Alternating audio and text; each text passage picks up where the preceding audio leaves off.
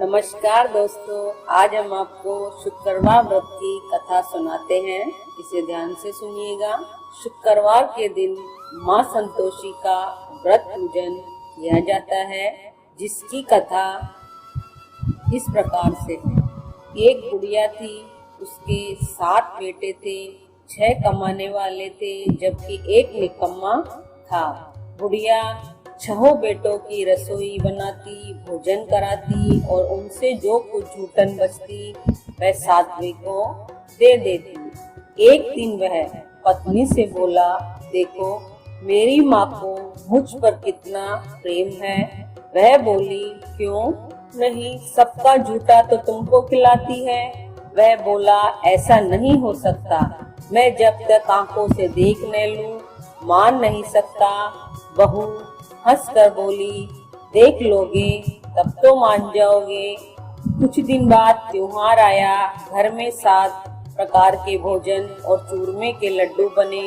वह जांचने को सिर दुखने का बहाना कर पतला वस्त्र सिर पर ओढ़े रसोई घर में सो गया। वह कपड़े में से सब देखता रहा। 6 भाई भोजन करने आए। उसने देखा माँ ने उनके लिए सुंदर आसन बिछा, नाना प्रकार की रसोई परोसी और आग्रह करके उन्हें जिमाया। वह देखता रहा। 6 भोजन करके उठे, तब माँ ने उनकी जूठी थालियों में से लड्डुओं के टुकड़े उठाकर एक लड्डू बनाया। जूठन साफ कर बुढ़िया माँ ने उससे पुकारा, बेटवा 6 भाई भोजन कर गए, अब तू ही बाकी है, उठ, तू कब खाएगा। वह कहने लगा, माँ मुझे भोजन नहीं करना, मैं अब परदेश जा रहा हूँ। माँ ने कहा, कल जाता हूँ तो आज चला जा। वह बोला, हाँ आज ही जा रहा हूँ। यह कहकर वह घर से निकल गया। चलते समय पत्नी की याद आ गई। वह गौशाला में कंडे थाप रही थी। वहाँ जाकर बोला, हम जावे परदेश, आवेंगे कुछ काल, तुम रहियो संतोष से, धर्म आपनो पाल। वह बोली, जाओ पिया, आनंद से हमारो सोच हटाए, राम भरोसे हम रहे, ईश्वर तुम्हें सहाय। 2 निशानी आपनी देख धरू में धीर, सुधी मती हमारी बिसारियो, रखियो मन गंभीर। वह बोला, मेरे पास तो कुछ नहीं, यह अंगूठी है, सो ले लो और अपनी कुछ निशानी मुझे दे दो। वह बोली, मेरे पास क्या है, यह गोबर भरा हाथ है। यह कहकर उसकी पीठ पर गोबर के हाथ की थाप मार दी और वह वहां से चल दिया। चलते चलते दूर देश पहुंचा। वहां एक साहूकार की दुकान थी। वहां जाकर कहने लगा, भाई मुझे नौकरी पर रख लो, साहूकार को जरूरत थी। बोला, रह जा लड़के। लड़के ने पूछा, तनख्वाह क्या दोगे। साहूकार ने कहा, काम देखकर दाम मिलेंगे। साहूकार की नौकरी मिली। वह सुबह 7 बजे से 10 बजे तक नौकरी बजाने लगा। कुछ दिनों में दुकान का सारा लेन देन, हिसाब किताब, ग्राहकों को माल बेचना, सारा काम करने लगा। साहूकार के 7-8 नौकर थे, वे सब चक्कर खाने लगे। यह तो बहुत होशियार बन गया। सेठ ने भी काम देखा और 3 महीने में उसे आधे मुनाफे का हिस्सेदार बना लिया। वह कुछ वर्ष में ही नामी सेठ बन गया और मालिक सारा कारोबार उस पर छोड़कर चला गया। इधर उसकी पत्नी को सास ससुर दुख देने लगे। सारी गृहस्थी का काम करा के उसे लकड़ी लेने जंगल में भेजते। इस बीच घर के आटे से जो भूसी निकलती उसकी रोटी बनाकर रख दी जाती और फूटे नारियल में पानी। एक दिन वह लकड़ी लेने जा रही थी। रास्ते में बहुत सी स्त्रियां संतोषी माता का व्रत करती दिखाई दी। वह वहां खड़ी होकर कथा सुनने लगी और पूछा, बहनों तुम किस देवता का व्रत करती हो और इसके करने से क्या फल मिलता है। यदि तुम इस व्रत का विधान मुझे समझा कर कहोगी तो मैं तुम्हारा बड़ा एहसान मानूंगी। तब उनमें से एक स्त्री बोली, सुनो, यह संतोषी माता का व्रत है। इसके करने से निर्धनता, दरिद्रता का नाश होता है और जो कुछ मन में कामना हो सब संतोषी माता की कृपा से पूरी होती है। तब उसने उससे व्रत की विधि पूछी। वह बोली, सवा आने का गुड़ चना लेना, बिना परेशानी और श्रद्धा व प्रेम से जितना भी बन पड़े सवाया लेना। प्रत्येक शुक्रवार को निराहार रहकर कथा सुनना। इसके बीच क्रम टूटे नहीं, लगातार नियम का पालन करना। सुनने वाला कोई न मिले तो घी का दीपक जला करके उसके आगे जल या जल के पात्र को सामने रखकर कथा कहना। जब कार्य सिद्ध न हो, नियम का पालन करना और कार्य सिद्ध हो जाने पर व्रत का उद्यापन करना। 3 मास में माता फल पूरा करती है। यदि किसी के ग्रह खोटे भी हो तो भी माता वर्ष भर में कार्य सिद्ध करती है। फल सिद्ध होने पर उद्यापन करना चाहिए, बीच में नहीं। उद्यापन में 2.5 सेर आटे का खाना तथा इसी परिणाम से खीर तथा चने का साग करना। 8 लड़कों को भोजन कराना। जहाँ तक मिले देवर जेठ भाई बंधु के ही हो, न मिले तो रिश्तेदारों और पास पड़ोसियों को बुलाना। उन्हें भोजन करा यथाशक्ति दक्षिणा दे। माता का नियम पूरा करना। उस दिन घर में खटाई न खाना। यह सुन बुढ़िया के लड़के की बहू चल दी। रास्ते में लकड़ी के बोझ को बेच दिया और उन पैसों से गुड़ चना ले माता के व्रत की तैयारी करने चली। और सामने मंदिर देखकर पूछने लगी, यह मंदिर किसका है? सब कहने लगे, संतोषी माता का मंदिर है। यह सुनकर माता के मंदिर में जाकर चरणों में लौटने लगी। दीन को विनती करने लगी, माँ मैं निपट अज्ञानी हूँ, व्रत की कुछ भी नियम नहीं जानती हूँ, मैं दुखी हूँ। हे माता जगत जननी, मेरा दुख दूर कर, मैं तेरी शरण में हूँ। माता को दया आई। एक शुक्रवार बीता कि दूसरे को उसके पति का पत्र आया और तीसरे शुक्रवार को उसका भेजा हुआ पैसा आ पहुंचा। यह देख जेठ जिठानी मुंह सिकोड़ने लगे। लड़के ताने देने लगे। काकी के पास पत्र आने लगे, रुपया आने लगा। अब तो काकी की खातिर बढ़ेगी।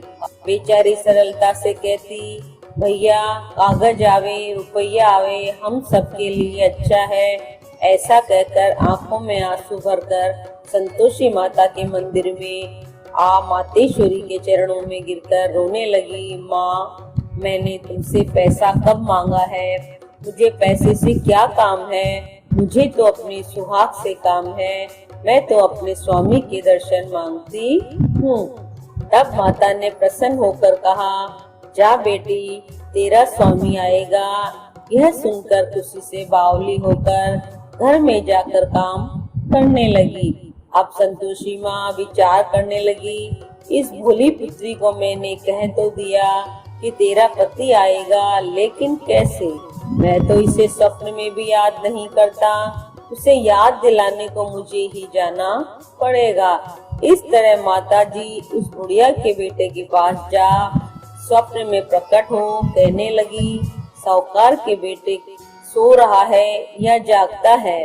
वह कहने लगा, माता सोता भी नहीं जागता भी नहीं हूँ, कहो क्या आज्ञा है? माँ कहने लगी, तेरे घर बार कुछ है कि नहीं? वह बोला, मेरे पास सब कुछ है माँ, बाप बहू है, क्या कमी है? माँ बोली, भोले पुत्र तेरी बहू घोर कष्ट उठा रही है। तेरे माँ बाप उसे त्रास दे रहे हैं, वह तेरे लिए तरस रही है, तो उसकी सुध ले।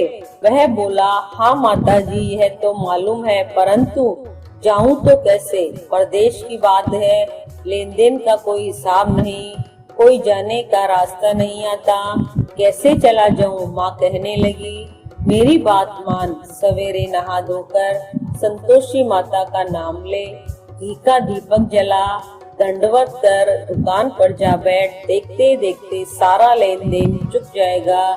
जमा का माल बिक जाएगा, सांझ होते होते धन का भारी ढेर लग जाएगा।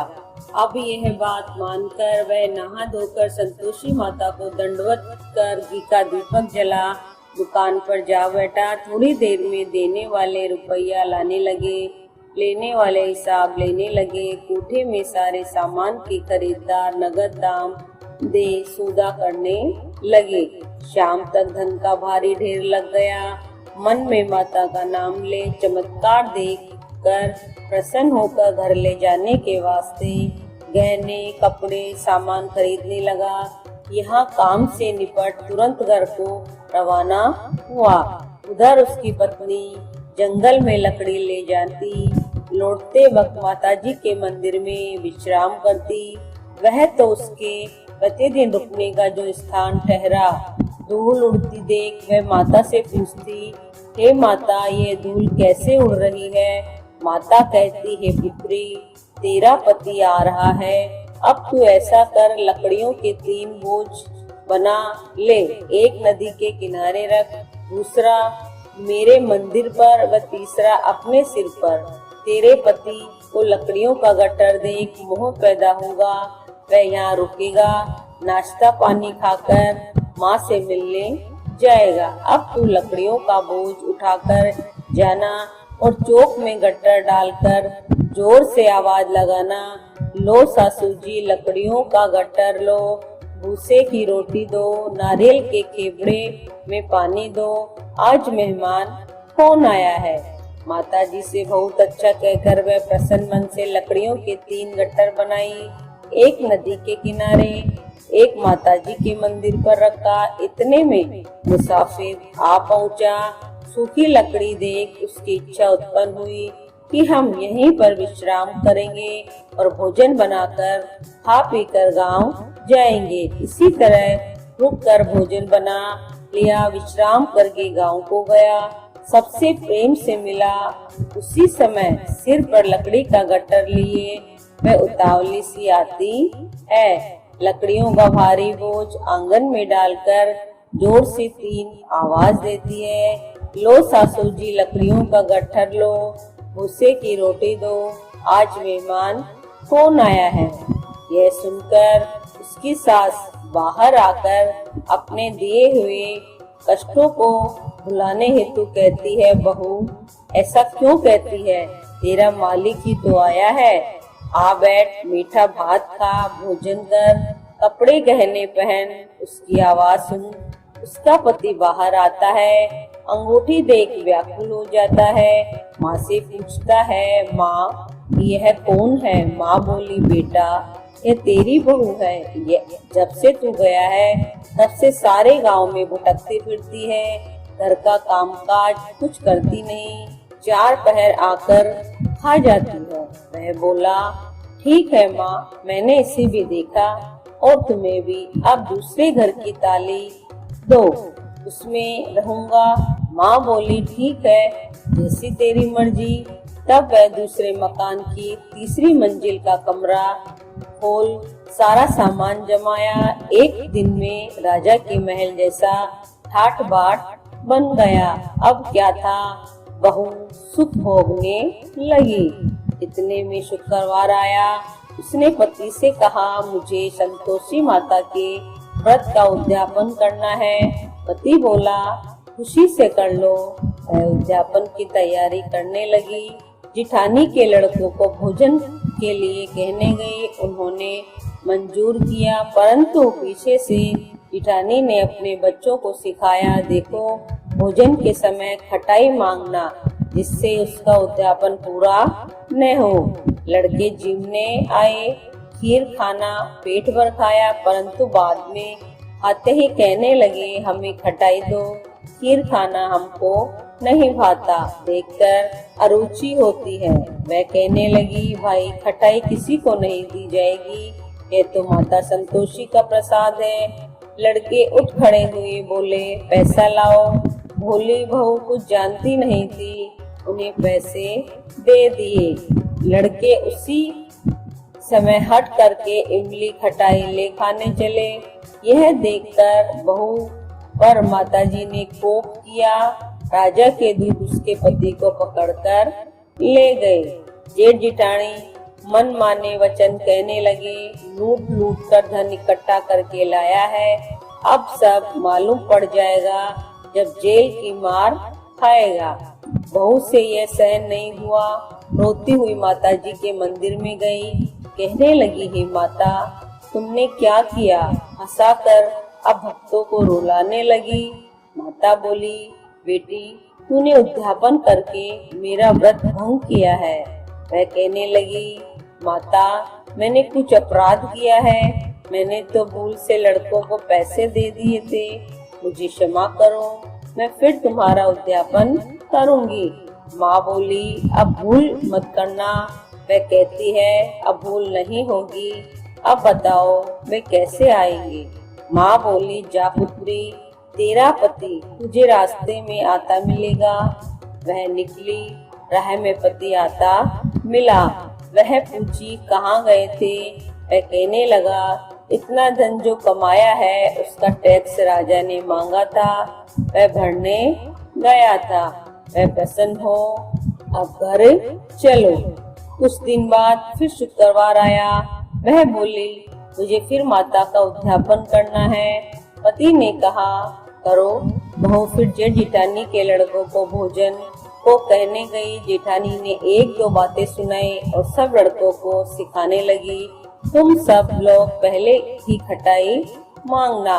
लड़के भोजन से पहले कहने लगे, हमें खीर नहीं खानी, हमारा जी बिगड़ता है, कुछ खटाई खाने को दो। वह बोली, खटाई किसी को नहीं मिलेगी, आना हो तो आओ। वह ब्राह्मण के लड़के लाकर भोजन कराने लगी। यथाशक्ति दक्षिणा की जगह एक एक फल उन्हें दिया। संतोषी माता प्रसन्न हुई।